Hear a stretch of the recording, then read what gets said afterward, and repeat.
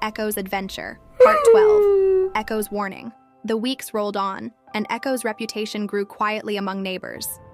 Claire spoke often of the rescue story, and the farmer still chuckled in disbelief about how a puppy had helped his goat.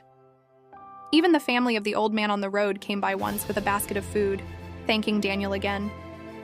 Echo accepted it all humbly, wagging his tail but never demanding attention. He was not driven by praise. His nature lived in action. One chilly evening, Daniel decided to take Echo on a longer walk near the ridge trail, familiar ground for both of them. The last glow of sunset gave way to dusk shadows as the forest grew hushed. They were halfway back when Echo froze. His body stiffened, ears locked forward, nose twitching rapidly at the cold air. "What is it now, boy?" Daniel whispered. Echo did not answer with a bark.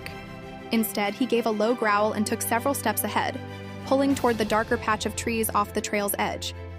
Daniel's hand tightened on the leash, his nerves rising. But he trusted his companion. Slowly, they approached. Then Daniel heard it, a faint crackling sound almost like branches snapping. A moment later, his eyes widened. Smoke. Threads of gray curled between the trees. A fire. It was small but spreading, licking across the dry underbrush, creeping fast toward the trail. Echo stood firm, barking now, sharp and deliberate, as if demanding that Daniel understand the urgency.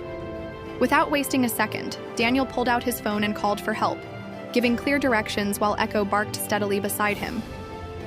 Daniel kicked dirt and smothered what flames he could with his jacket until finally, others from the town's volunteer fire crew arrived. Together, they stamped out the spreading fire before it could consume more. When it was over, Daniel leaned heavily against a tree, exhausted.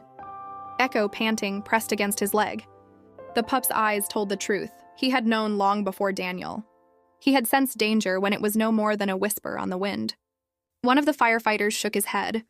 "That dog of yours may have just saved half this forest." Daniel knelt, pulling Echo close. "You heard it before anyone else," he murmured, pride thick in his voice. Echo wagged his tail lightly, his chest lifting with a calm breath. For him, this was not extraordinary, it was natural, protecting, sensing, warning. And as Daniel looked out across the dampened ground where fire had nearly claimed the trees, he knew the truth. Echo was guiding more than just him now. Echo had begun to protect them all. Please don't forget to share, like, and subscribe for more. Thanks.